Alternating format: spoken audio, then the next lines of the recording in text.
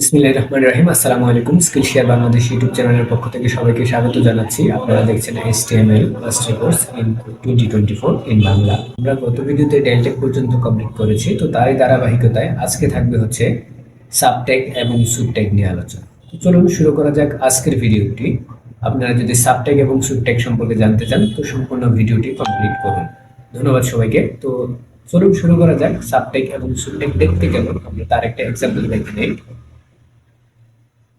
এখানে আপনারা দেখতে পাচ্ছেন সাবটেগ এবং সুবটেগ। তো উপরে আপনারা যে লেখাটি দেখতে পাচ্ছেন H2SO4, এখানে যে কোনটি আমরা দেখতে পাচ্ছি এটা H এর নিচের দিকে আসছে, দ্যাটস মিন এটা হচ্ছে আমাদের সাবটেগ।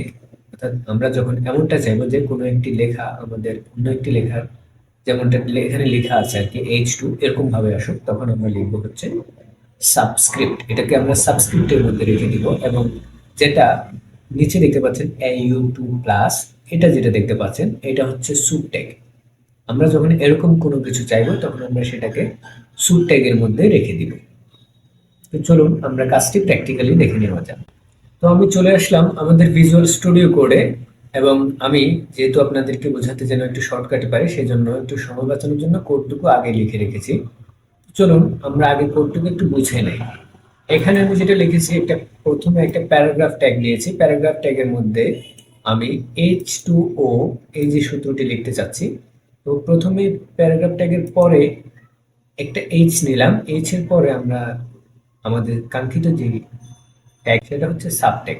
তো সাবট্যাগের মধ্যে আমরা টুটাকে রেখে দিই এবং সাবট্যাগের বাইরে রেখেছি ওটাকে, আপনারা দেখতে পাচ্ছেন ওটাকে সাবট্যাগের বাইরে রেখেছি এবং প্যারাগ্রাফ ট্যাগটাকে আমরা ক্লোজ করেছি। সেম একইভাবে আমরা এখানে একটা প্যারাগ্রাফ ট্যাগ নিয়েছি, তারপর আমরা এ লিখেছি এবং প্লাস দিয়েছি। প্লাস দিয়ে আমরা সুপারস্ক্রিপ্ট যে ট্যাগটি সেটা আমরা নিয়েছি, দেন সেখানে আমরা টুটা লিখেছি এবং তারপর আমরা সুপারস্ক্রিপ্ট ট্যাগটাকে ক্লোজ করে দিয়ে দেন আমরা প্লাস দিয়ে two A B plus B লিখেছি। এবং টুটা যেহেতু আবার উপরে চলে যাবে সেজন্য আবার আমাদেরকে টুটাকে সুপারস্ক্রিপ্টের মধ্যে রাখতে হবে, যে যেন বি স্কোয়ার আর কি এ স্কোয়ার প্লাস এটা এখানে স্কোয়ার আকার আসবে, এই জন্য টুটাকে আমরা সুপারস্ক্রিপ্টের মধ্যে রাখতে হয়েছে এবং এখানেও টুটা স্কোয়ার আকারে আসতে হবে, সেজন্য আমরা এখানে টুটাকে সুপারস্ক্রিপ্টের মধ্যে রেখে দেন আমরা প্যারাগ্রাফ ট্যাগটাকে ক্লোজ করে দিয়েছি এবং সর্বশেষে আমরা একটা হরিজন্টাল লাইন টেনে দিয়েছি এইচআর। তো আপনারা ইতিমধ্যে এইচআর ট্যাগ সম্পর্কে জেনেছেন। তো চলুন আমরা আউটপুটটি একবার দেখে নেই।